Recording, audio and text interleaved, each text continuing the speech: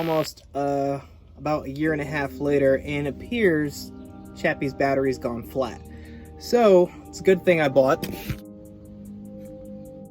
all of that cable right there. That is 4-gauge copper wire that I'm going to replace the starting harnesses. Seriously miss vlogging from this seat right here. Today is going to be a mechanical upgrade, nothing cosmetic. Chappie has a power distribution panel, which is roughly a 50 amp charger when all the other consumers are turned off. But I want to use it as a trickle charger to the main battery. The reason why I'm using the power distribution panel as a trickle charger for the main battery is because I'm going to be using lithium batteries, and that charger itself only does lead acid batteries. So I figured while I have the option, I'm just going to wire it from the panel right here to the front of the vehicle where the battery lives. So let's do this. It's been a while since I got under this hood. So we got right here are copper cables all the way through, bus bar, 80 amp breaker, and I'm going to use this as the shutoff when Chappie's actually running. I can easily just isolate the cab. I also had these made. So the idea is to run the cables from this area right here, which is where the battery used to live. I actually took it off camera. You've probably seen someone remove a battery at some point, so I figured why bore you. Battery's gonna go here. The cables are gonna run down this area back here through the chassis, which will actually, I'll be repurposing these holes right here. These holes right here are where the old captain seats used to be mounted in. So I just cleaned them up and sprayed them with some spray paint a few months ago. And we're just gonna reuse these holes to run the positive cable here and the negative cable there. And they're gonna actually meet back here. This is the back of my power distribution panel. Yeah, it's got a bunch of wires. I gotta clean that up, but these are gonna connect directly to the battery. So when I have this guy plugged into shore power, this will be trickle charging my main battery.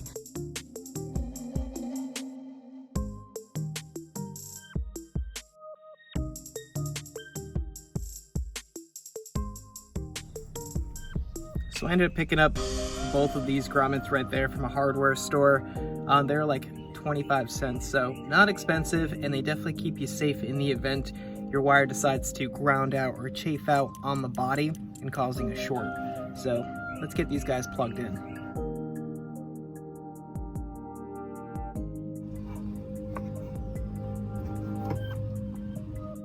All right, so I roughly have the wires how I want them. The positive right here is my starter wire going to my positive right here. I do have the positive cap still on because I don't want the system live just yet. In the future, I am going to get some conduit to wrap all this up in so it stays weather safe and doesn't chafe along the body. All right, so the wires are run. I have one going right up to the positive bus bar, the other going to the negative bus bar. And then I have the shutoff switch and or breaker right here. All the connections are tight. I'm gonna have to extend the leads and figure out where I want to put this, but right now it's just kind of floating. All the wires are run. Positive cable to the starter solenoid and the negative that goes down to the starter itself. So let's fire this boy up. First, let's see if we have power.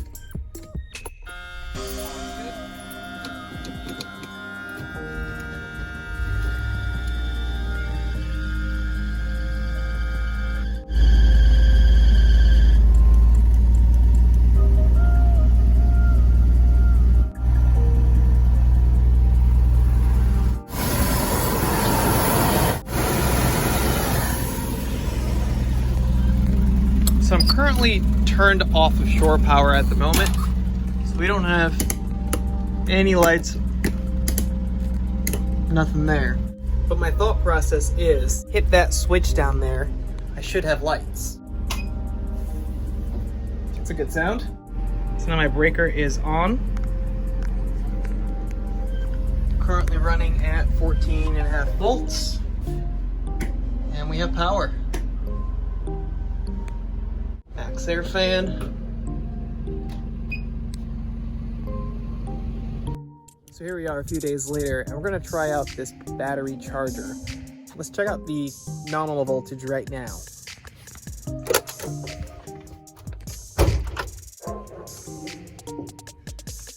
Here's our nominal voltage. Currently sitting at 12.8 volts. This is a brand new battery, and I started Chappie 2 days ago.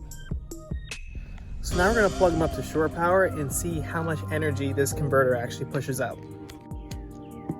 This way.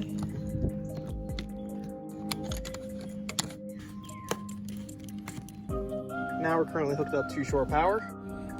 So now let's flip on the breaker. Hit the breaker.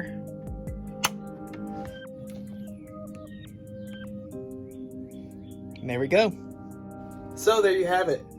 I have a WFCO, WFCO, that's how you say it.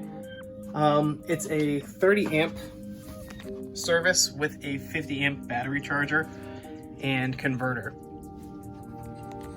I picked up the unit for dirt cheap. I got it for right around $25, and it was part of an RV that was wrecked, and they couldn't save the actual chassis, so I ended up just grabbing what I needed. I grabbed some water tanks and whatnot.